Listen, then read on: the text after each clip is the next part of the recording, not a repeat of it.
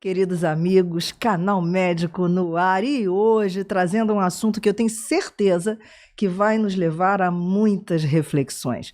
Mas antes da gente começar a conversar, eu vou pedir para você que já nos acompanha, que já assistiu um vídeo anteriormente com essa pessoa muito especial que eu trago hoje para vocês, eu peço que vocês se inscrevam, curtam, comentem, compartilham, ajuda a gente, o canal, a crescer, para que a gente possa entregar muitos conteúdos relevantes para vocês. Bom, sem mais delongas, o nosso bate-papo de hoje será com um amigo que vocês certamente conhecem e também amam de paixão, assim como eu, médico, oncologista, cirurgião, escritor, palestrante, nossa, são muitas atribuições. E o tema, gente, vai ser sobre justiça e ectoplasmia. Para isso, eu dou boas-vindas a você, Paulo. Que bom trazer você aqui para o Canal Médico, porque eu tenho certeza que muitas pessoas já estão pedindo o seu retorno, né? E esse tema de hoje, vamos combinar, vai fazer muitas pessoas viajarem com você nas suas curiosidades, nas suas novidades. Então, meu amigo, muito bem-vindo. Estamos aqui com os nossos amigos curiosíssimos para conhecer um pouco mais sobre justiça e ectoplasmia. Bem-vindo, amigo. Imensamente grato e honrado pelo convite de aqui estar mais uma vez com vocês, levando algumas das experiências que nós fomos acumulando até agora ao longo de 46 anos, hein? Na atual encarnação. Eu só queria que você completasse, quando falasse no meu currículo, duas atividades que eu considero muito importantes. Eu também toco contrabaixo em banda de rock e sou dançarino profissional. Ai, gente, isso foi uma falha minha, porque se vocês quiserem ver o Paulo dançando, certamente tem alguns vídeos aí no YouTube. Eu exímio dançarino, você vamos combinar, um dançarino nato, né? Agora, da banda de rock? Sim. Gente, não tem nada a ver com o tema, mas tem, tá? Fale. Olha, eu acho o seguinte, como espírita, eu aprendi uma coisa muito interessante. Nós temos dentro de nós todas as perfeições que vão sendo aos poucos desenvolvidas, certo? E, então você tem as perfeições das doenças exatas, das ciências exatas, você tem as perfeições das artes, você tem as perfeições da educação, não é? Da transmissão do dote da fala e tudo isso. Então eu acho que aos poucos, evidentemente, eu vou desenvolvendo todas essas potencialidades existentes dentro do nosso espírito e, evidentemente, vou escolher aquelas que mais me agradam. Dançar, eu me considero no céu. Tocando, eu também me sinto muito feliz com meus amigos e levando alegria para aqueles que estão nos ouvindo. E, evidentemente, através do motivo pelo qual eu estou aqui, levando os conhecimentos através de livros, eu me sinto, assim, também imensamente feliz em poder compartilhar essas verdades. Ai, Nossa Senhora, então vamos começar, né? Conversar sobre o nosso tema de hoje, mas agora vocês já sabem. Pode convidar o Paulo para uma festa, assim, que vocês vão ver como ele baila divinamente. Bolero, então, Nossa Senhora. E tango, gente de Deus. Mas, enfim. Mas, ô Paulo, a gente está olhando ali, e eu vou pedir isso, obrigada, queridos. Justiça e ectoplasmia, a gente vê uma imagem ali, né? A balança e a deusa grega. Fala um pouquinho dessa imagem. Bom, a deusa grega é a deusa Têmis. Ela é representada com os olhos vendados para simbolizar a imparcialidade e a igualdade de tratamento a todos, sem distinção de status, poder ou riqueza. Então isso já diz tudo. A deusa Têmis grega com os olhos vendados. E a balança é curioso. Você sabe que eu encontrei essa informação através de pesquisas da literatura egípcia antiga. E a balança fazia parte da crença dos egípcios antigos. E eles acreditavam que quando morressem, o seu coração era colocado em um dos pratos da balança, enquanto na outra era colocada uma pluma. Se o coração pesasse mais do que a pluma, eles seriam devorados por um outro deus em forma de crocodilo. Ai, caramba! Eu, quando eu li isso, pensei comigo, meu Deus, se isso fosse verdade, eu estava lascado. Quem não, né? E aí é muito interessante a colocação da da balança como símbolo da justiça, não é? Bom, então, tomara que o meu coração seja menos pesado do que uma pluma. Então aí continuamos na nossa missão. Que interessante, né? São umas curiosidades, né? História é uma coisa muito interessante, né? Você vai aprendendo e vai compreendendo, porque muitas coisas que nós consideramos como símbolos hoje eram consideradas leis quando foram colocadas assim como verdades nas civilizações antigas. Gente, olha só, a gente tem muito que aprender. Por isso que eu digo que nós somos eternos aprendizes, né? Somos. Quando você acha que você já sabe tudo, já aprendeu tudo, meu amigo, tá um equívoco grande aí, né? Só o Criador sabe tudo. E ainda bem, né? Vamos combinar? Vamos. E quanto mais a gente estuda, quanto mais a gente lê, quanto mais a gente faz isso que a gente está fazendo aqui, eu acho que o nosso espírito regozija, né? Tipo, olha, é uma felicidade. Você é né? médica como eu. Deixa eu fazer uma pergunta para você e que todos podem interpretar como pergunta para todos. Como estará seu conhecimento científico e tecnológico daqui a 100 mil anos? E daqui a 100 milhões de anos? E daqui a 100 bilhões de anos? Olha, segundo Emmanuel, os sistemas planetários onde Jesus evoluiu nem existem mais. Isso é o nosso futuro. Evidentemente, a velocidade de compreensão e de aprendizado vai depender das nossas escolhas, do livre-arbítrio, das escolhas que nós escolhermos. Agora, não adianta fugir, Miriam. Você está condenada à perfeição. Você está condenada à imortalidade. Eu acho que eu sei o que vai acontecer com você e com todos. À medida que acumularmos cada vez mais conhecimento científico e tecnológico, embasados em sabedoria, nos sentiremos cada vez mais felizes, porque vamos saber como, cada vez melhor, praticarmos o bem, o amor, em prol do semelhante e em prol, olha o que eu vou falar agora, da natureza do planeta que você habita, que, se for maltratada, dificultará a vida daqueles que virão depois de nós. Pois é, e como espíritos imortais que somos, né? A cada vez que a gente vem viver essa experiência na matéria, né, a gente já traz tanta coisa, né, que a gente aprendeu. Então, teoricamente, nós estamos evoluindo sempre. Né? Ninguém vai retroagir. Não. E é muito bom quando a gente consegue ter pessoas que auxiliem a gente nessa viagem, né? Sem dúvida. E aí, Sem pegando dúvida. esse gancho, né? Conta para nós o que te levou a escrever tantos livros até esse que é o 10º livro. Como é que é essa história toda aí? Miriam, eu acho que você devia tomar um calmante para você, antes de você ouvir o que você vai ouvir. Licença. Eu estava realizando atendimento médico gratuito no ambulatório de caridade do Lar de Frei Luís, quando um funcionário chegou até mim e disse o seguinte, o nome dele é Amilcar. Dr. Paulo César, o Dr. Luiz da Rocha Lima já escreveu 9 livros, mas está senil e deixou um acervo pronto para escrever o 10º. O senhor não gostaria de escrever esse livro, não? Falei, mas eu não sou escritor. Mas o senhor não gostaria nem de tentar? Aonde está o acervo?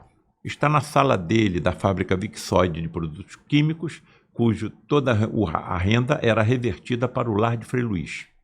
E ali ele me levou até a sala do Rocha Lima, que estava muito assim... bagunçada. Nem cadeira e nem mesa tinha. Então estavam ali papéis, documentos, estavam artigos, livros, fotografias. Eu falei, nessa confusão aqui, onde está o acervo que o Rocha Lima deixou? Naquela pasta no chão de cartolina. Miriam, era 2h da tarde. Eu sentei no chão, abri a pasta do Rocha Lima e comecei a ler o acervo e as referências bibliográficas que ele deixou. Quando era 6h30 da noite, o funcionário voltou. Doutor Paulo César, já está de noite, o senhor vai ficar aí até que horas? Já está de noite? Como já está de noite? O senhor esqueceu do tempo. O senhor entrou aqui às 2h da tarde. Mas não é possível. Eu fiquei tão absorto no material que o Rocha Lima deixou que eu me esqueci do tempo. Olha que interessante isso que você está falando, Paulo. Quem não assistiu ainda, o vídeo que eu fiz com o Paulo, lá no começo de março, ele aborda esse tema que ele está falando aqui, que é muito interessante. Mas, fazendo um salto quântico, né? Sim. Rocha Lima, na época que você está falando aí, já tinha esse acervo todo. Sim. Você já percebeu que em curto espaço de tempo, se a gente for traçar uma linha desde o primeiro livro até hoje, que é o 10º, né? Você vem escrevendo, eu vou pedir para eles postarem ali uma imagem de todos os livros, dá uma olhada ali, só fala pra gente, Paulo, esse é o 10º livro que você está divulgando, Sim. né? Em quanto tempo, desde o primeiro livro lá, você levou, porque ali tem as datas, né? Mas eu imagino que você não dorme, né? Olha, eu não sei. Acho que você está melhor Miriam, que o Rocha Lima, hein? Essa pergunta me é feita com muita frequência. Paulo César, você encontra tempo de fazer tudo que você faz onde? Não sei. Eu durmo umas 5 horas por dia. Não vou mais do que isso, não. E fica bem? Tranquilo. Então eu opero, eu dou aula, eu escrevo e tudo mais que você sabe que nós fazemos. Porque eu estou vendo ali que é 1 por ano. 1 por ano. E o primeiro, a Face Oculta da Medicina, teve ainda uma primeira edição um pouco mais curta, em 2013. Aí a repercussão foi tão forte desse livro que eu completei com mais um capítulo. Então ficou a edição decisiva a partir de 2014. Então eu colocaria 10, 11 anos que eu tenho escrito. Aproximadamente um livro por ano. Eu acho que a sua produção, então, comparando com a história que você contou, que você falou do Rocha Lima, né? A gente não sabe quanto tempo que ele levava para escrever tudo que ele escreveu e deixou como legado, você sabe? Ele desencarnou com 93 ou 94 anos, né? Então, só de lá de Frei Luís, que foi fundado em 1947, o primeiro livro foi escrito junto com Lauro Lira Neiva, Forças do Espírito, um livro fantástico, né? Sim. E outros livros que me tocaram profundamente, como, por exemplo, Mensagem dos Espíritos pelo Telefone. O espírito se materializava no lar de Frei Luís e entrava em contato com o Rocha Lima pelo telefone, materializado. Então, e aí ele também ia fazendo essa produção toda que ele deixou lá, e daí o convite para você poder chegar ali, provavelmente deve ter disparado o escritor que existe em você lá, né? E aí a pergunta nas pesquisas para você poder escrever esse livro aqui, qual foi a primeira evidência que respondeu aos seus questionamentos, seus pensamentos, né? Qual foi a primeira evidência? A Face Oculta da Medicina. O nome está dizendo tudo. Uma nossa... Você conheceu ela, Dona Ioli? Sim. Ela desenvolveu um processo maligno. E eu fui procurado e programei-a para realizar um procedimento cirúrgico. Como ela é do Frei Luís, claro que ela estava sendo atendida na sala de tratamento também. Olha o que o Frederico me disse. Paulo César, antes de você operar a Ioli, João Pedro, o líder dos médicos da Falange de Frei Luís, vai operá-la em uma reunião de materializações. Então aguardei. Só que, 2 ou 3 dias depois, o Frederico voltou a entrar em contato comigo e disse, olha, você já está autorizado a operar a Ioli. Eu achei estranho, porque ela não foi atendida pelo João Pedro. Aí comuniquei esse fato à luz da Rocha Lima. Ele também não entendeu e disse o seguinte, olha, vamos ter uma reunião de materializações no sábado. E, se houver a possibilidade, vamos indagar o que fazermos. Quem se manifesta com a voz direta na reunião de sábado? Frei Luís, através da trombeta, que ela não levita, ela é levantada por bastões de ectoplasma. Estamos vendo na escuridão porque está pintada com uma tinta fosforescente. E o bocal menor se acopla entre as cortinas onde está o médium em transe e Frei Luís materializa tão somente a sua laringe e acopla na trombeta no seu bocal menor. A voz da entidade é amplificada. Miriam, foi um dos momentos mais importantes da minha atual encarnação. Eu me senti muito assim, emocionado em ouvir a dificuldade com que Frei Luís se manifestava pela voz direta. Graças a Deus! E assim por diante. E aí tem uma explicação. É um espírito muito evoluído que está em contato direto com o próprio Cristo planetário Jesus. Então, para mergulhar no nosso ambiente denso, para se manifestar pela voz direta, é muito difícil. É como se você tentasse falar imersa na água. Talvez você conseguisse com algum equipamento eletrônico, mas mesmo assim com muita dificuldade. Fala durante 20 minutos e dá orientação ao Rocha Lima ao que fazer em relação ao lar de Frei Luís. E quando ele dá a despedida em graças a Deus, olha o que o Rocha Lima diz para ele. Frei Luís, aqui estamos aos seus pés. Temos ainda a necessidade de uma orientação. Pode ser dada? Sim! Nossa irmã Iole precisa ser operada por Paulo César. Recebemos a orientação de que ela primeiro seria operada por João Pedro, aqui. Mas Frederic já autorizou a Paulo César realizar o procedimento. O que devemos fazer? Iole será operada por João Pedro através de Paulo César. Trata-se de um irmão disciplinado e que será utilizado como médium de nossa equipe médica. Tudo correrá bem. Então, se eu sou médium sem perceber, todo médico na Terra que honra a sua profissão também é. Aí despertou em mim, pela primeira vez, aquela sensibilidade, aquela orientação, aquela intuição. Existe uma medicina oculta. Daí o nome, a face oculta da medicina. Eu só sei tratar do casulo. A vida está na borboleta. Quem é que está cuidando do casulo? Perdão, quem é que está cuidando da borboleta? Médicos que nos acompanham. Eu não os vejo, eu não os ouço. Os seus corpos são constituídos pelos mesmos elementos que compõem os nossos, porém com átomos em plano de vibração mais elevado. Então nós nos vemos, nós nos escutamos, por isso eles atravessam paredes de concreto, se deslocam a distâncias incomensuráveis com a velocidade do pensamento. Me parece que é o que vai acontecer comigo e com você quando nós passarmos para os outros lados dimensionais, que eu considero como universos paralelos. Poderemos intuir e orientar pela intuição e pela mediunidade colegas que aqui continuam encarnados cuidando de seus pacientes. Gente, isso é bom demais de ouvir, né? Eu não sei vocês, caríssimos, mas ouvindo Paula falar, se você ainda não se inscreveu no canal, se inscreve, que é para a gente poder entregar mais e mais conteúdos e quem sabe, nós estamos em 2024, né? Vai que em 2025 venha o 11º livro, porque a gente nunca sabe, né? Porque quem sabe são eles aí, né? Mas, e esse aqui? Nas suas pesquisas, então, para escrever este livro aqui, qual foi a primeira evidência que respondeu os seus questionamentos, as suas perguntas, né? O que veio primeiro para você botar esse título e escrever esse livro? Um convite para que eu me apresentasse na Ordem dos Advogados do Brasil, aqui no Rio de Janeiro. E eu me apresentei à OAB perante homens da lei. E percebi, assim, o toque que nós conseguimos colocar em seus raciocínios, na sua mente, nos seus espíritos. E eu pensei comigo, eu acho que eu vou escrever outro livro. Qual é o nome do último livro? Medicina e Ectoplasmia? E se eu escrever Justiça e Ectoplasmia? Eu acho que eu vou escrever, porque diante do que eu vi acontecer nas reuniões de teletransporte e materializações do lado de Frei Luís, e algumas vezes também no Padre Pio, eu acho que nos tribunais do futuro, assassinatos poderão se materializar e revelar tudo o que aconteceu com eles. Então, partindo dessa premissa... Até armas que tenham sido ocultas poderão ser teletransportadas e materializadas. Mas de onde que eu tiro essa ideia?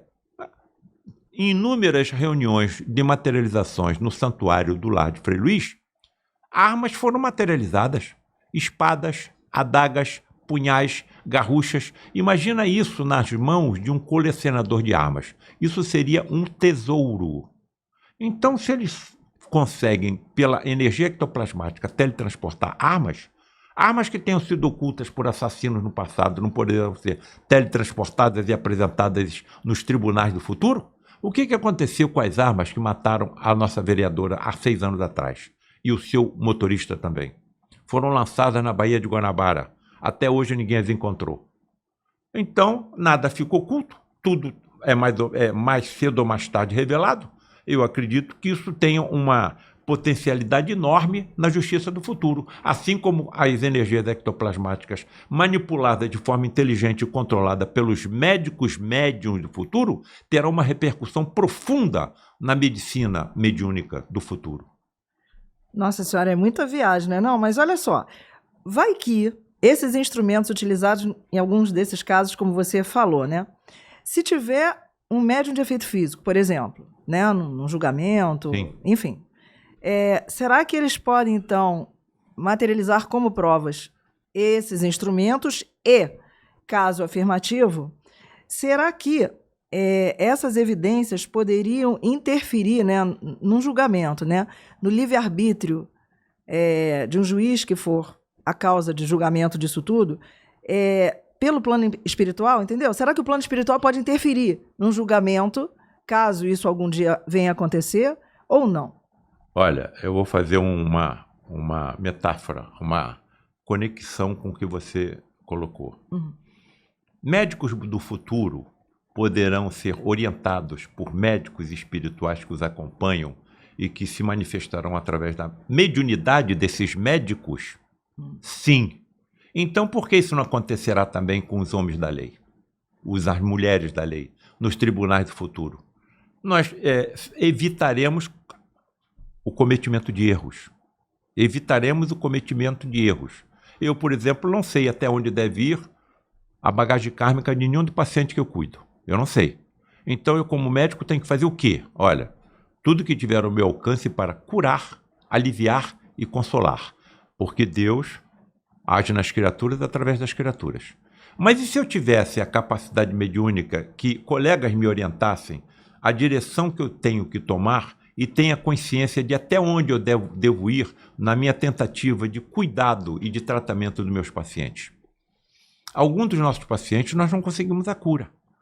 Olha o que aconteceu em uma das passagens da vida de Jesus. Ele curou três enfermos. A alegria completa dos enfermos e das suas famílias e também dos discípulos de Jesus. E no local Jesus se encontrava calado, cabisbaixo, pensativo. Isso despertou a curiosidade de João, que se aproximou de Jesus. Mestre, estamos todos felizes com as 3 curas que o Senhor proporcionou? Por que o Senhor está tão pensativo, tão cabisbaixo? O Senhor está preocupado com alguma coisa? Sim, João, eu estou preocupado com esses 3 pacientes que eu curei, porque eles podem vir a cometer os mesmos equívocos que cometiam antes de adoecerem. Então, às vezes, a doença funciona como um remédio, como um freio às nossas atitudes inconsequentes. Está percebendo? E está se descortinando, Miriam, à nossa frente, uma ciência assustadoramente mais complexa e profunda do que tudo que nós possamos imaginar. E essa ciência, com base nas energias ectoplasmáticas, eu não consigo ver fronteiras, eu não consigo ver fim. Você vai poder utilizar essas energias em várias vertentes, na justiça, na medicina, na recuperação de documentos históricos. Está percebendo? Pelo teletransporte? Então, eu acho que nós somos uns bem-aventurados de termos tido essas evidências colocadas à nossa frente na atual encarnação. Então, nesse caso, se essa fenomenologia, né, for utilizada pela justiça de uma forma, vou dizer a palavra correta, mas talvez não seja isso, adequada, né? Sim. A gente vai poder entender que casos que hoje são desafiadores e que não encontram respostas, que muitas vezes pessoas são colocadas para ficar anos numa cadeia, né, presas, enfim, algumas vezes de forma injusta, outras vezes de forma que elas tiveram um ato que as levaram a praticar determinado delito, mas que esse delito não foi a resposta da prática do delito, não está nessa vida, mas está numa vida anterior. Vou te dar um exemplo, que é o que está vindo aqui na minha cabeça agora, porque é um caso que está sendo veiculado, né, pelos meios, né, sobre os irmãos que estão há 35 anos presos e que agora deu uma guinada na justiça. Eles mataram os pais dele nessa encarnação. Os pais deles nessa encarnação. Tem um vídeo, uma série na Netflix, que está falando que depois de 35 anos está dando uma reviravolta na justiça e provavelmente eles não vão ficar presos porque eles receberam prisão perpétua. Vai ser uma outra forma. Pensando nisso, será que as atitudes que esses irmãos tomaram nessa encarnação, nesse momento, né, de assassinarem os pais, e segundo essa série, eles eram abusados pelos pais? Será que isso, agora que a justiça estão mudando a forma de julgar esses 2 irmãos, será que se pudéssemos entender a vida pregressa deste núcleo, pai, mãe, filhos, né? E a justiça que foi, a pena que foi dada a essas pessoas, né? Não poderia ser modificada através disso que a gente está conversando sobre ectoplasmia? Modificada, sim, tenho certeza.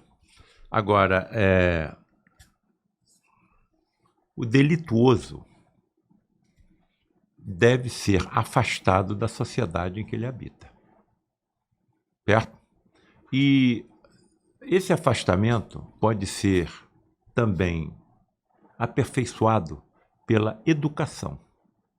Ele é afastado, mas precisa ser educado.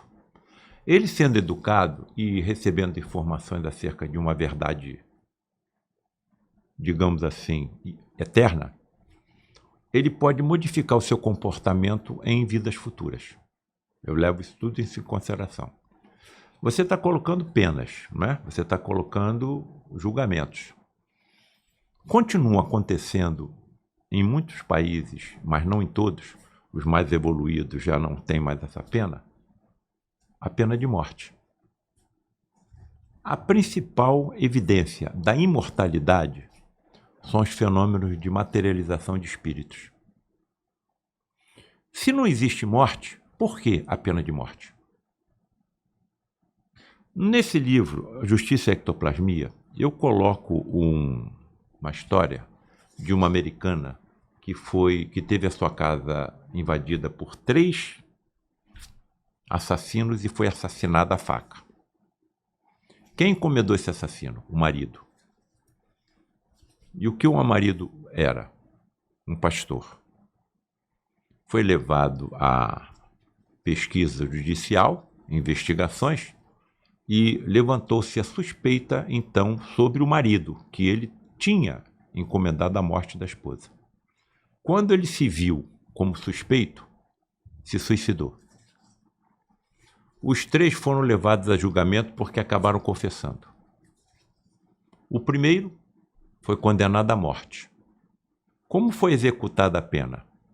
Injeção endovenosa de uma substância letal. O segundo, condenado a uma prisão perpétua. Morreu de câncer na prisão. O terceiro também foi condenado à morte, mas não se conseguiu acesso venoso pelo calibre diminuto das suas veias. Reuniu-se então novamente para saber o que fazer em relação à sua pena capital. Olha, se nós não temos acesso às veias, vamos colocar uma máscara nele e sufocá-lo com nitrogênio. E aí foi indagado, quanto tempo demora um sufocamento com hidrogênio? Uns 20, 21 minutos.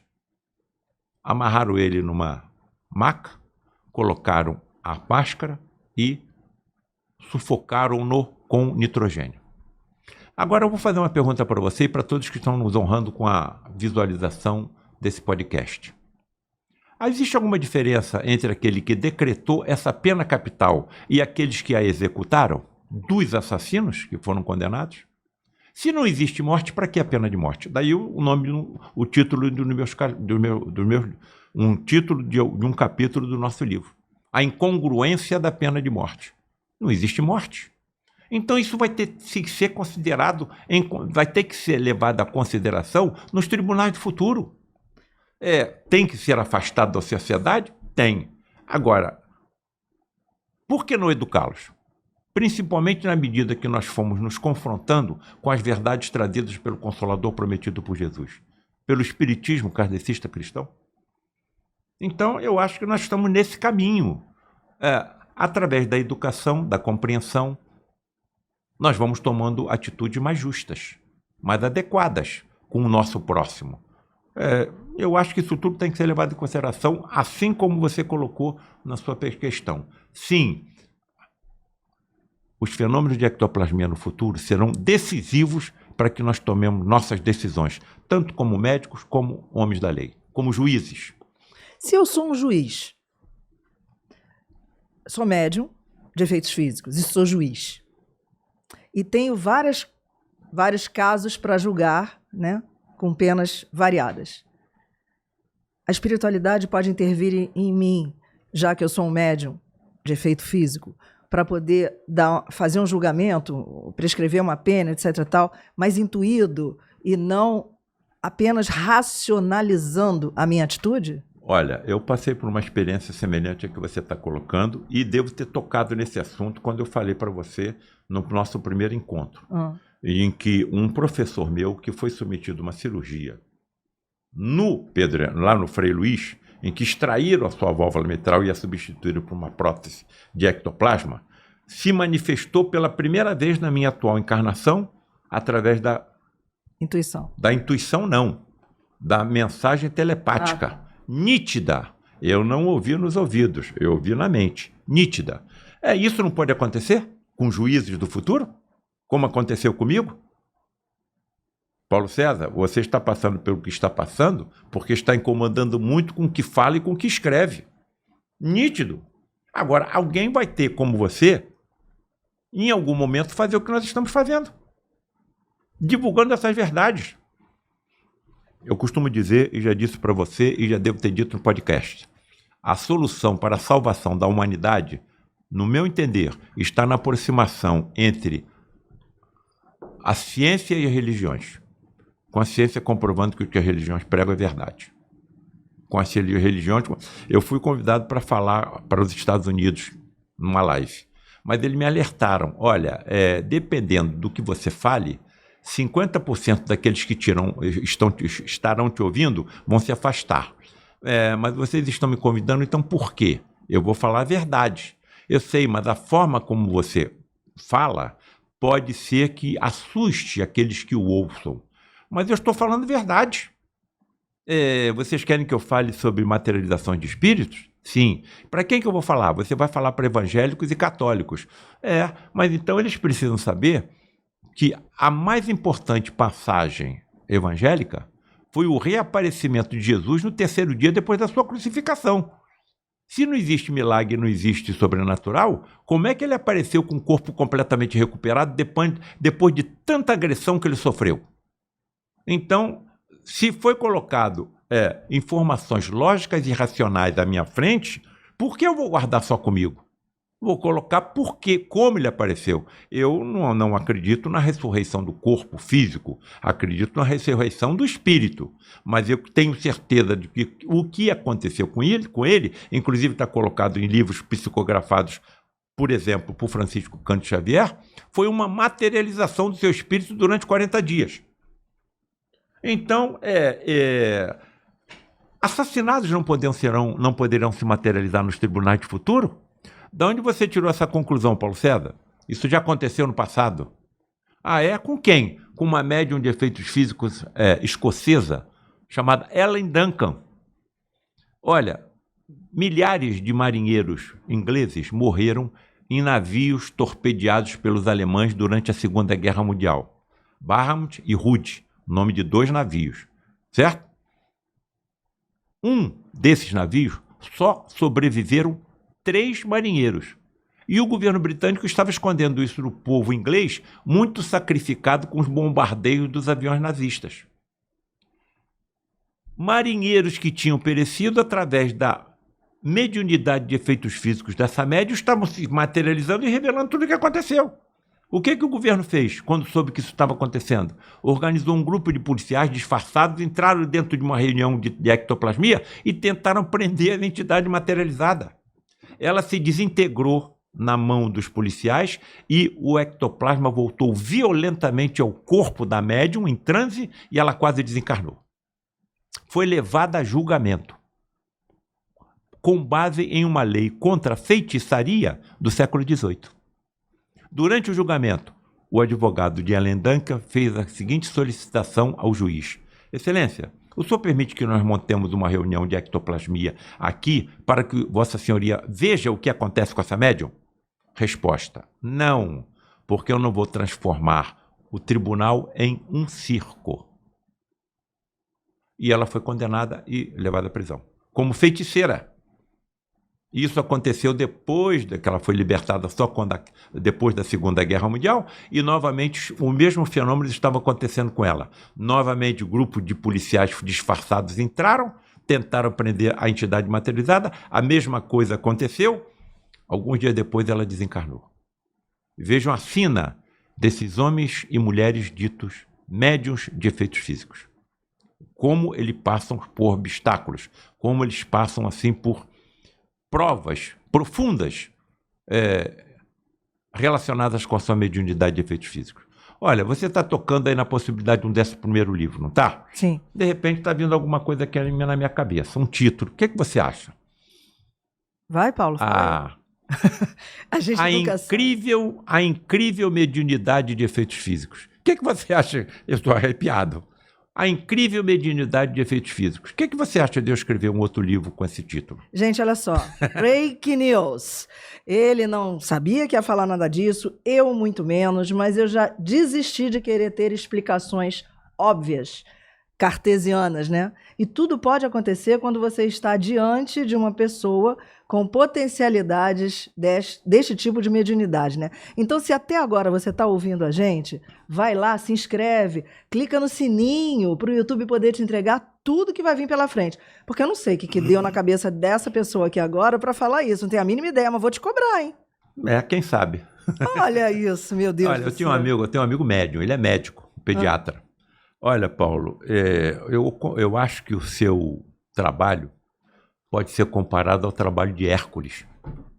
Trabalho de Hércules? Ai, meu Deus, os 12. Exatamente. Você pegou. Foi a mesma coisa que eu tive essa... Será que esse cara está dizendo que eu tenho que escrever 12 livros? Bom, 10 já estão escritos. Vamos ver o que acontece. Olha, se você está assistindo esse videocast agora, anota aí, tá? Porque isso captou agora, sei lá se depois ele vai esquecer, mas eu vou ser uma que vou cobrar. Agora, vamos sair um pouco, né, desse livro maravilhoso, que a gente ainda tem tempo.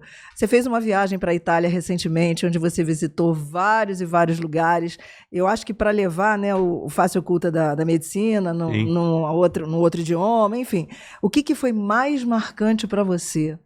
O que você sentiu que mexeu lá com tuas entranhas, com teu espírito, dessa viagem toda que você fez? Muito bem. Se você não se considera como escritor e acontece o que aconteceu comigo com a sua vida, você vai se questionar. Por que eu? Como? Como é que eu poderia imaginar que a face oculta da medicina fosse traduzida para o alemão, terra de Frei Luiz e Frederic, para o espanhol, para o inglês, para o francês e agora para o italiano? E ainda você é convidada a percorrer cidades históricas na Itália falando sobre... Exatamente. Falando sobre esse livro, A Face Oculta da Medicina. Bom, eles me levaram para Calábria, me levaram para Nápoles, terra dos meus avós. Meu avô e minha avó materna eram de Nápoles, vieram aqui para o Brasil. Me levaram a Assis, terra de Francisco, e me levaram a Roma. Nessas 4 cidades eu fiz 4 apresentações sobre o livro A Face Oculta da Medicina, que foi lançado em italiano. Passa o próximo aí, que ele trouxe umas imagens. Então aqui foi lá, né? Aí está o Padre Pio. Linda essa imagem, cara. Conhecidíssimo na Itália. Lindo. Conhecidíssimo na Itália, Padre Pio. Fantástica essa imagem. Passa outra. Agora, olha, você me permite fazer uma consideração a essa imagem? É essa aí. Essa imagem. Olha aqui.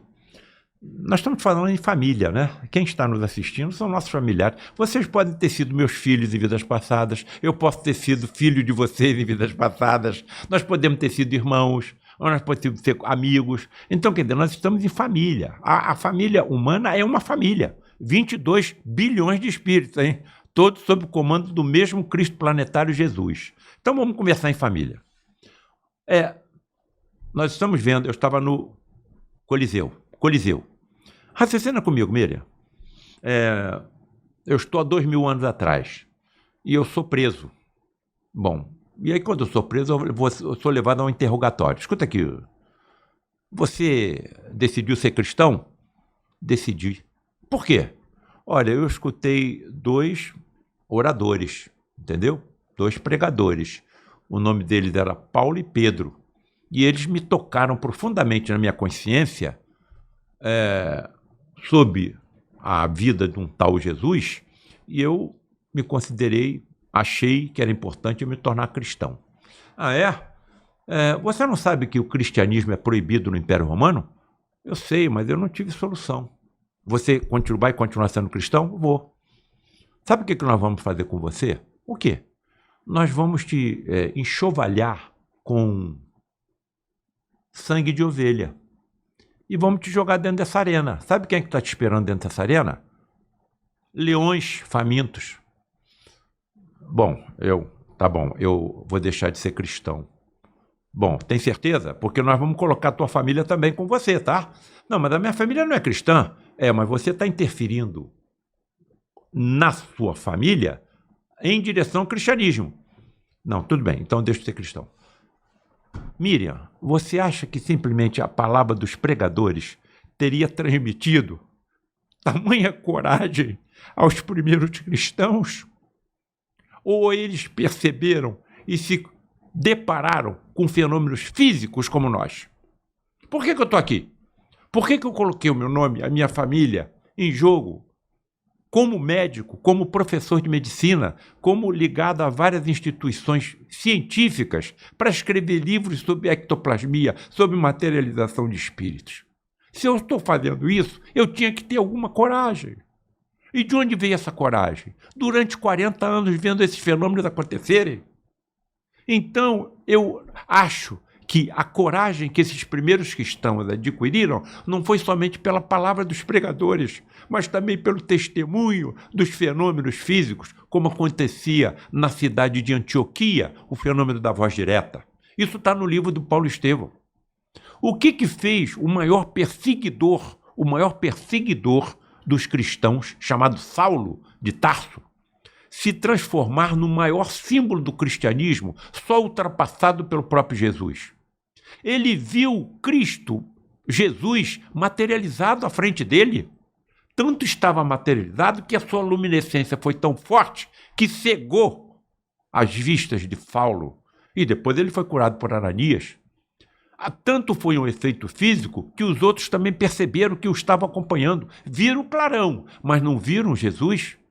Então, eu acho que os fenômenos físicos foram fundamentais na história do cristianismo. Se não tivesse ocorrido o fenômeno de ectoplasmia, não existiria o espiritismo. Porque o que atraiu Allan Kardec foi a movimentação de mesas. As mesas, para se movimentarem, alguma energia está sendo manipulada. E para as mesas responderem perguntas, pelo menos sim ou não, alguma inteligência está respondendo as perguntas, e não a mesa. Então, se não houvesse os fenômenos de ectoplasmia que foram manipulados intensamente pelo médium Jesus, eu acho que o cristianismo não aconteceria. Sabe por quê? Porque Jesus se materializou no terceiro dia depois da sua crucificação e permaneceu materializado durante 40 dias. Essa é a maior passagem evangélica da história da vinda de Jesus ao nosso mundo. Então, se isso não tivesse acontecido, tudo que ele pregou e ensinou provavelmente teriam sido sepultados no seu túmulo, como aconteceu com muitos outros que trouxeram informações importantes para a humanidade. Então, vejam a importância do tratamento, do trabalho que nós estamos fazendo, que você está fazendo. Quantos milhares de pessoas estão assistindo o que nós estamos fazendo aqui agora? Nós temos, assim, a obrigação de não guardarmos isso conosco. Nós temos que difundir. Todos que sejam alcançados por nós, como, por exemplo, os homens da lei. Você não pode desviar o dinheiro da educação para você, se você assume algum cargo público. Você não pode desviar para você o dinheiro da saúde, o dinheiro do saneamento básico. Está sendo colocado nos seus ombros uma tremenda responsabilidade e muitas vezes você está adquirindo, está recebendo a confiança de milhões de pessoas que estão votando em você, estão depositando a confiança deles nos seus ombros. E quando você passa para o lado de lá, sem levar nada, e fica defrontado com tudo que você fez de equívoco e que levou ao sofrimento do próximo, como é que você fica?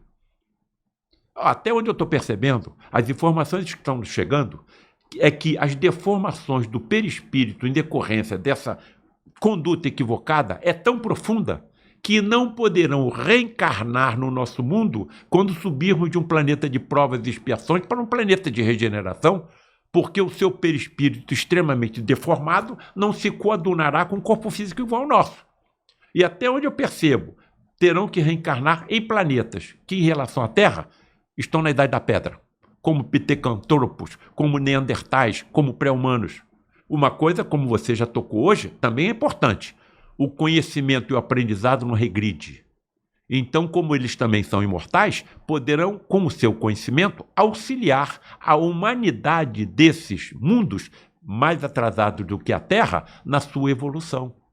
Então, é importantíssimo o que nós vimos acontecer. Um médico conversar com médicos teletransportados e materializados, com cirurgiões, e utilizando a mesma linguagem técnica que eu conheço. Agora, quem é que está desmaiado dentro da cabine mediúnica? Um mecânico de automóveis? Então ele não poderia falar comigo com os termos técnicos, médicos, com que esses colegas falavam? O médium em transe mediúnico dentro da cabine não pode falar em idiomas desconhecidos, como francês, como inglês, como alemão, como nós vimos acontecer. Segundo as pesquisas que eu fiz, até línguas mortas são faladas por esses espíritos, como o aramaico antigo e o latim. Então, como que eu vou negar tudo isso? Será que não foi isso que deu coragem aos primeiros cristãos? E o que acontecerá com aqueles pioneiros que levarão todas essas verdades, por exemplo, aos países islâmicos onde você é considerado um ser inferior, como mulher? O que acontecerá com eles? Serão decapitados, serão torturados, serão queimados, serão torturados. Mas isso aconteceu com os primeiros cristãos. O cristianismo tem 2000 anos de existência. E é a corrente religiosa mais numerosa do planeta. O espiritismo, com embasamento científico, só tem 168 anos. Como estará o espiritismo daqui a 2000 anos? Então o espiritismo veio para salvar a humanidade. Eu falo isso com uma convicção inabalável. Eu sou imortal. Você também? Então nós veremos tudo isso acontecer. Gente, eu não sei vocês que estão ouvindo ou que vão ouvir esse nosso bate-papo aqui, mas todas as vezes que eu convido o Paulo para vir, ele gentilmente aceita, né? Nós do Canal Médico ficamos muito felizes em podermos imaginar, né, Paulo? Porque eu acho que a imaginação que você convida a todos nós, eu acho fundamental. E essa imagem eu fico arrepiada, nunca estive lá, mas eu fico arrepiada e posso imaginar o que você pensou, sentiu, enfim. Eu queria pedir para eles passarem uma outra imagem que você trouxe para nós. Também na Itália, é isso? Eu estou em Assis, cidade de Francisco. Sim. Que eu fiquei muito impressionado com o cuidado com que eles conservam todas as construções de Assis. A impressão que eu tive é que eu retornei há mais de 1000 anos atrás. A cidade é como era no tempo de Francisco. E percorri todos os caminhos por onde ele também percorreu. É muito estranho. Há 1000 anos atrás, uma personalidade como a Francisco adquirir tamanha repercussão que alcance todas as áreas cristãs do planeta Terra. Todo mundo sabe quem é Francisco de Assis. E ele foi levado a ser conhecido como é através de quê? Da sua humildade. Da sua humildade. É fantástico isso, é fantástico isso. Você já pensou você ser levado à casa onde Clara de Assis viveu? Você ser levada num humilde aposento aonde ela desencarnou?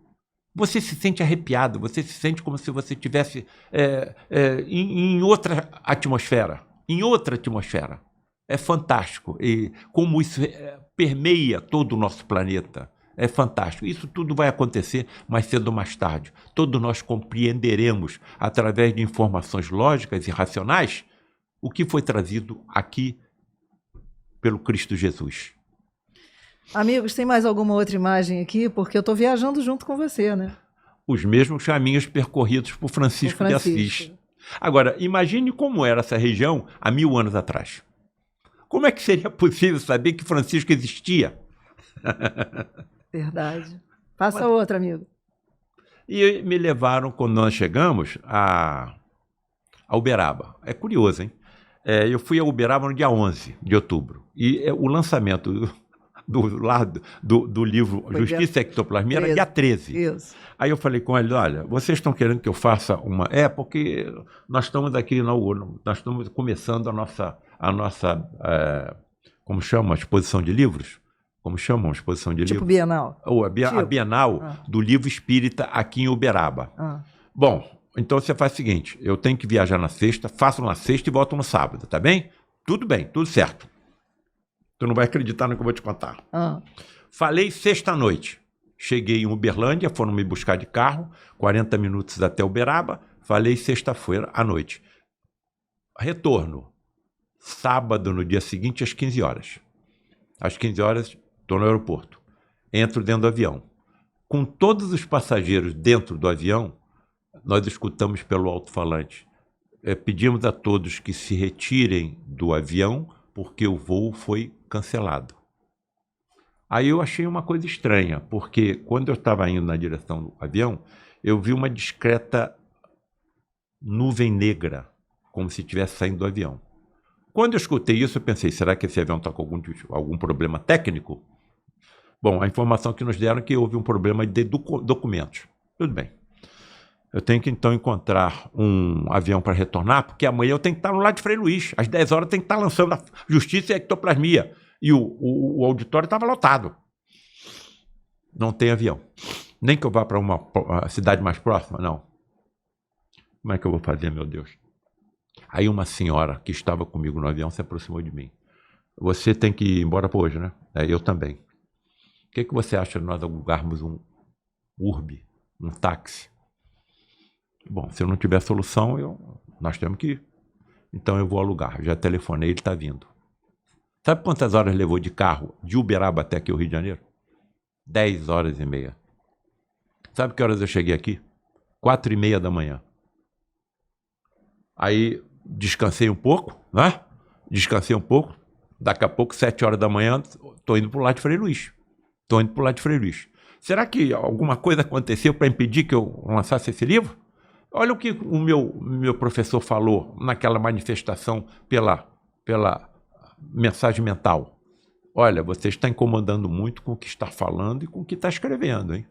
Mas alguém tem que fazer isso. Se eu não fizesse, vai vir alguém no meu lugar e vai fazer. Aí passo por lado de lá com a desencarnação.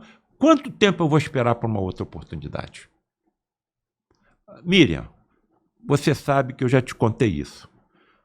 Eu não entendo por que sou eu que fui colocado nesse trabalho. Porque tem colegas muito mais preparados do que eu que levariam essas informações muito mais longe. Então, quando eu passar por lado de lá, eu vou entender por que tudo isso está acontecendo. Com certeza. Tem mais alguma imagem, ô produção? Ou essa é a última? Aí tem um monte de gente te ouvindo. São José do Rio Preto. Eu tenho a reunião, tenho convite para ir para fora, não somente do Rio de Janeiro, mas também do Brasil, toda semana. Toda semana. As minhas agendas ficam lotadas.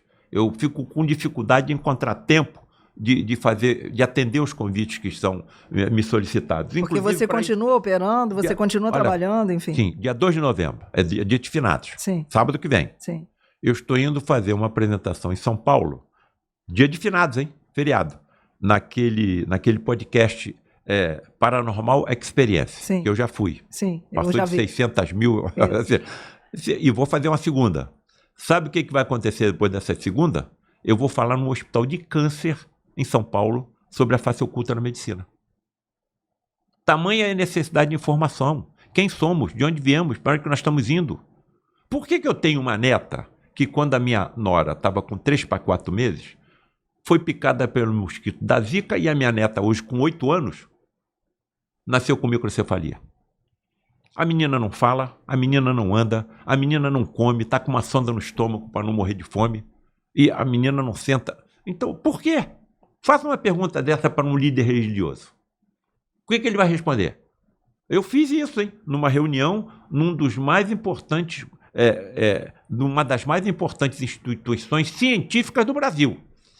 Foi feito um seminário sobre a colocação de espiritualidade e medicina nas escolas de medicina do Brasil. Estamos discutindo a colocação dessa cadeira obrigatória. 5 palestrantes.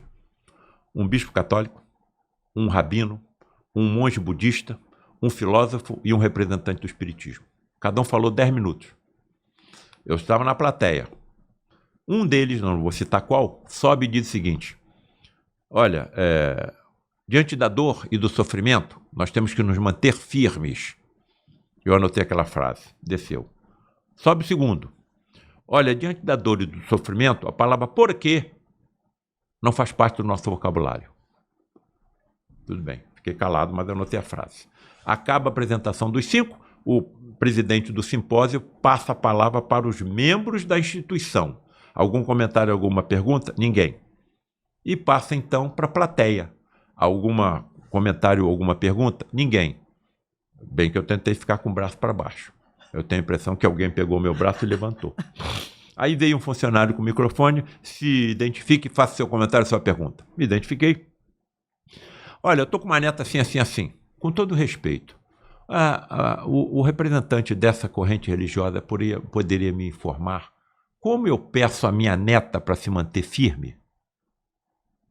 Burburinho da plateia daqui, burburinho da plateia dali, não tem resposta. Nós estamos discutindo a colocação da espiritualidade como cadeira obrigatória nas escolas de medicina. Com todo respeito ao representante dessa corrente religiosa, se um estudante de medicina me perguntar por que um ser infinitamente perfeito em tudo permite uma tragédia biológica dessa numa criança que nem nasceu, o que eu vou responder para ele? Que o porquê não faz parte do nosso dicionário? Burburinho da plateia daqui, burburinho da plateia dali. Sabe o que aconteceu? O presidente do simpósio pega o microfone, está encerrado o simpósio. E sai na mesa. Aí as pessoas se levantaram da plateia, inclusive membros da instituição, e vieram na minha direção. Paulo César, por que você não fez essa pergunta para o representante do espiritismo? Porque ele me responderia com uma única palavra, reencarnação. Eu fiz essa pergunta para quem não acredita nisso. Se o porquê não fizesse parte do nosso dicionário, nós estaríamos habitando caverna na Idade da Pedra, porque o que nos empurra é a curiosidade científica. Nós queremos respostas. Por que o céu é azul? Por que existe a água? Por que as plantas crescem? Por que uma semente de laranja pode dar centenas ou milhares de laranjas, sendo somente uma única semente? Isso é que nos empurra para frente. Quem somos? De onde viemos? Para onde que nós estamos indo? O que é que comandou a formação do nosso corpo no ventre materno? Se o espermatozoide se une com o óvulo, formando um zigoto, e dá células absolutamente iguais em tudo, como é possível que, num determinado momento, uma dessas células se transforme num neurônio, outra num osteoblasto, outra numa célula da pele, outra na célula do olho? Alguma formatura está acompanhando isso. Não existe forma sem forma. E nós sabemos que existe uma forma extrafísica e chamamos de perispírito, que a ciência já está chamando de campo morfogenético. Estão estudando isso. Então isso é que me impulsiona.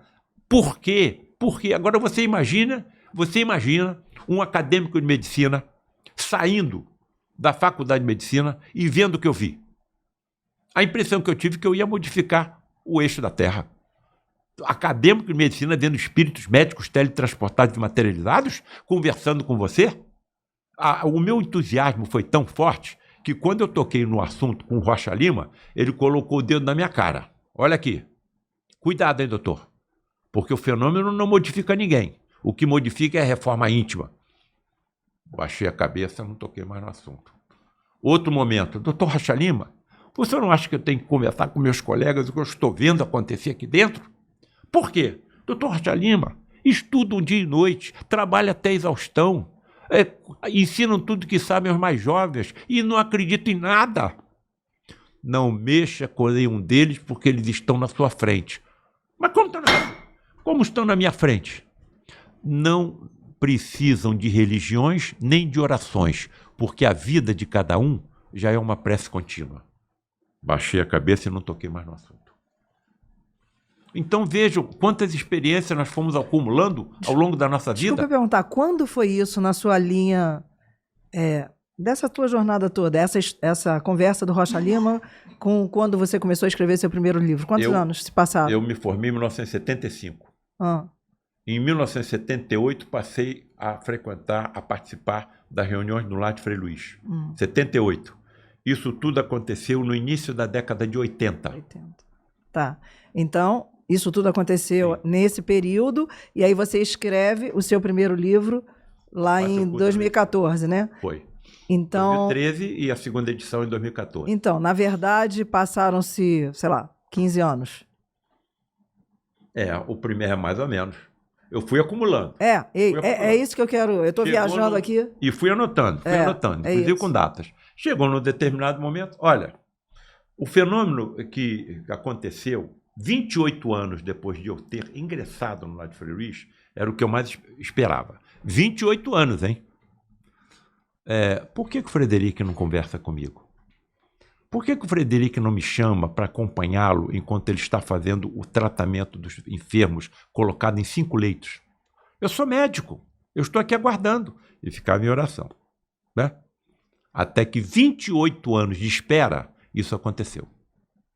Que coisa, né, Paulo? Você está conversando isso comigo aqui agora. Certamente você já deve ter abordado isso em algum outro podcast, videocast que você foi, né? Enfim. Agora, eu coloquei na Face Oculta da Medicina 28 anos esperando isso acontecer. E se eu tivesse desistido? Pois é, eu fico me questionando aqui. Tem muitas pessoas vindo pela primeira vez aqui hoje que vão assistir esse seu videocast, né? O primeiro nós fizemos em março. Você fez várias colocações muito interessantes, porque a gente estava conversando sobre a face oculta da medicina, né? Agora, passados alguns meses, nós estamos conversando sobre justiça e ectoplasmia. Sim. Sei lá quanto tempo vai passar para a gente fazer o terceiro videocast, e eu já convido vocês, por favor, a se inscrever no canal para que a gente possa distribuir isso para muitas e muitas pessoas, principalmente na nossa área, Paulo, que eu sinto muita... não é dificuldade, mas é um desafio de verdade a gente conseguir tocar os corações e as mentes de muitos colegas da área da saúde. Não é só o médico que eu estou falando, né? Mas a gente está plantando, a gente está semeando. E eu estou junto com você aqui no Canal Médico, semeando, porque tem muitas pessoas que querem saber um pouco mais, né? E são movidas por essa curiosidade, se é que a gente pode falar assim, né? É uma curiosidade positiva. Sim. Nós queremos saber... eu, por exemplo, acredito aí de que passou há 2000 anos um ser que curava impondo as mãos, acredito. Acredito que ele curou, acredito. Mas como não acredito em milagres e nem em sobrenatural, eu quero saber como que ele conseguia fazer isso. Agora eu vou saber, eu sou imortal. Se eu tivesse conhecimento científico que me permitisse teletransportar células do perispírito de um cego para o seu olho, eu ia curar esse cego. Se eu tivesse uma sensibilidade mediúnica com uma visão por transparência e ultramicroscópica, eu ia detectar tumores que começassem a se iniciar ainda em uma única célula, através de uma mutação cromossômica ou gênica. Eu acho que eu curaria indivíduos que estivessem apresentando o bacilo de Hansen, porque para ele fazer o que ele fez, curar leproso, como é que ele ia curar um leproso sem conhecer a existência do bacilo de Hansen? Então, eu não acredito em milagre, eu insisto nisso, não existe milagre sobrenatural. Eu acredito no que ainda não é comum, mas isso tudo será comum. Aonde que ele aprendeu isso tudo? Mas para fazer o que ele fez, ele aprendeu. Quer dizer, cuspir na terra. O que nós sabemos em relação aos médiuns de efeitos físicos? Entra em transe. Por que ele adormece? Produção de grande quantidade da melatonina, o hormônio do sono, produzido pela epífise pineal. E quando estão nesse estágio mediúnico, começam a expelir pelos orifícios naturais do corpo, principalmente boca, nariz e ouvido, o ectoplasma. Aí então eu vou acreditar que alguém cuspiu na terra, fez uma lama, aplicou na vista de um cego e ele voltou a enxergar?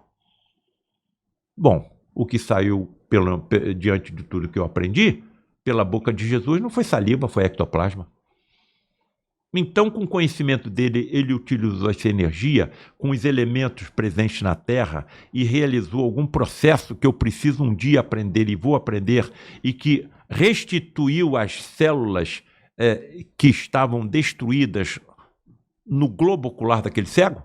Sim.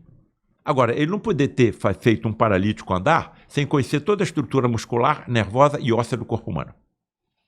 Então ele não poderia fazer o que fez sem ter conhecimento científico. E conhecimento científico ele tem. Então a gente tem mais umas imagens ali. Você pode falar onde era essa imagem e a próxima? Essa foi em Franca, interior de São Paulo. E aí então, a palestra era sobre o quê? Sobre a face oculta ou sobre o livro Justiça e Ectoplasmia? Eles pediram que eu falasse primeiro Fenômenos de teletransporte e materialização de espíritos. Falei. Sim. Segunda apresentação, a face oculta na medicina. Falei. Terceira, a medicina mediúnica do futuro. Quer dizer, os 3 temas são títulos de livros meus. Então os livros chegam lá, e as pessoas absorvem o conteúdo e aí passam a nos convidar para falar sobre aquele tema. Certo? Certo. Uma coisa que eu acho, se você permitiu, foi o seguinte: olha de onde eu tirei. Eu vou escrevendo e não sei de onde. Isso aqui é a contracapa do livro Justiça e Ectoplasmia.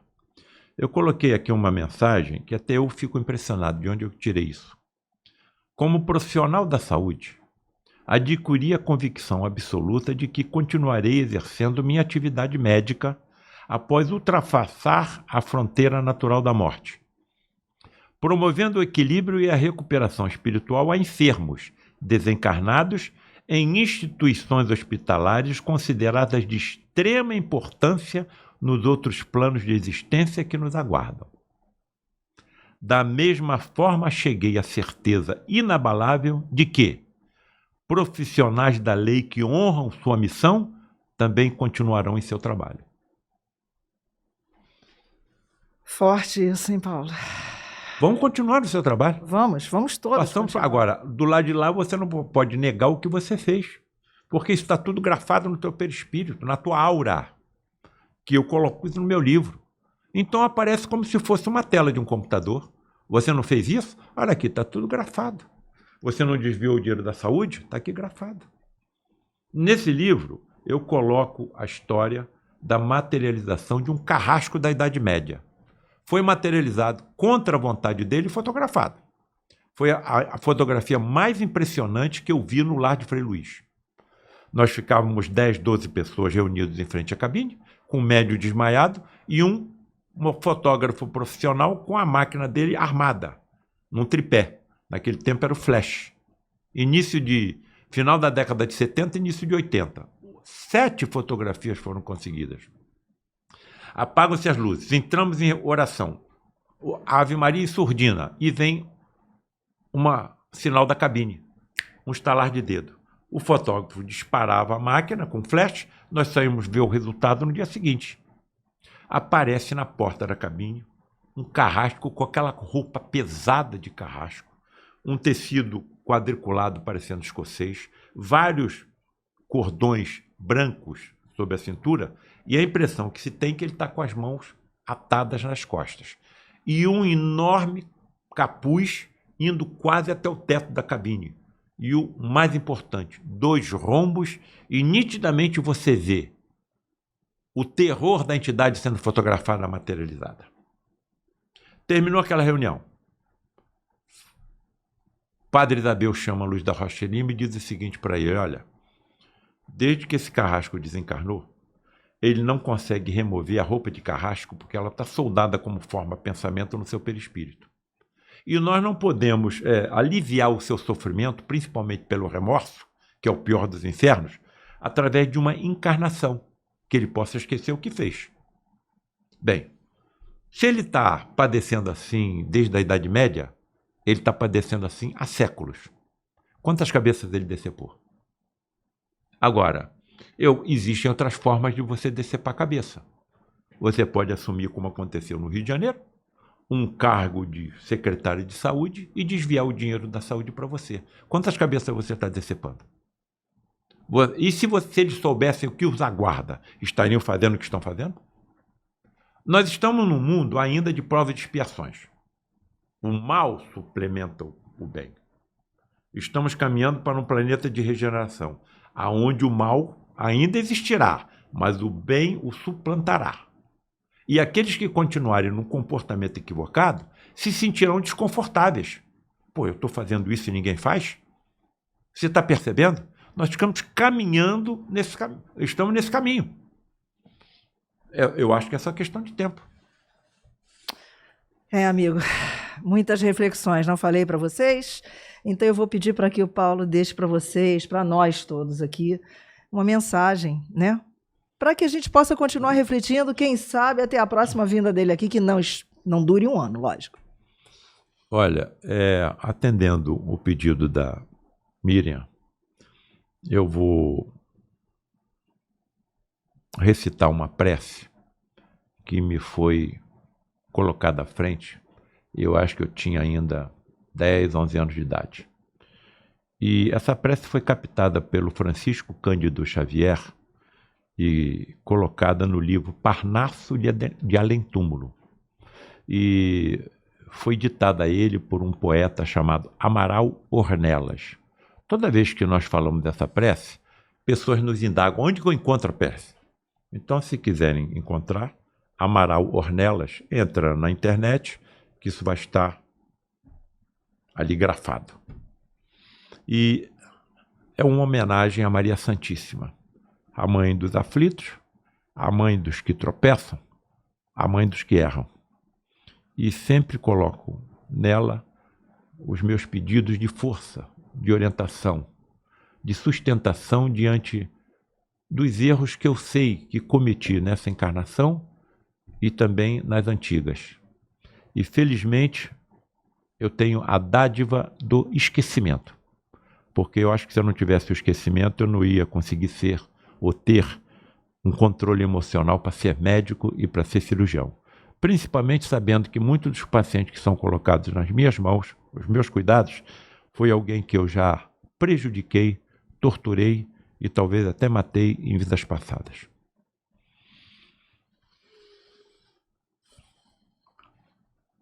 Ave Maria, Senhora do Amor, que ampara e redime.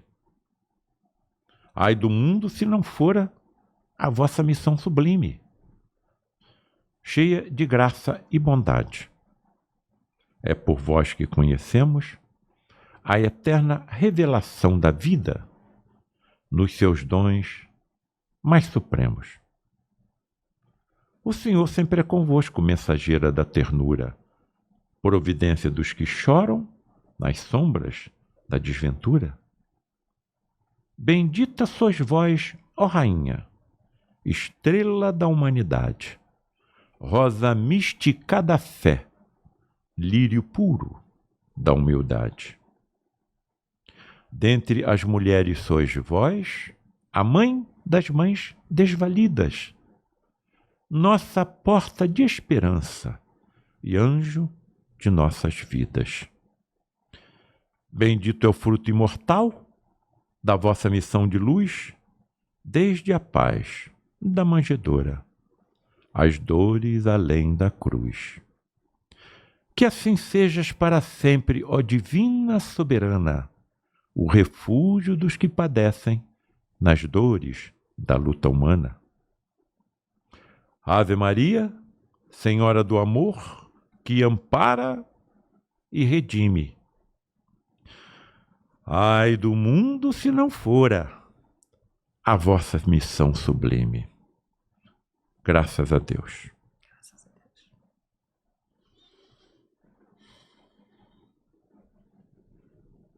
Gratidão eterna.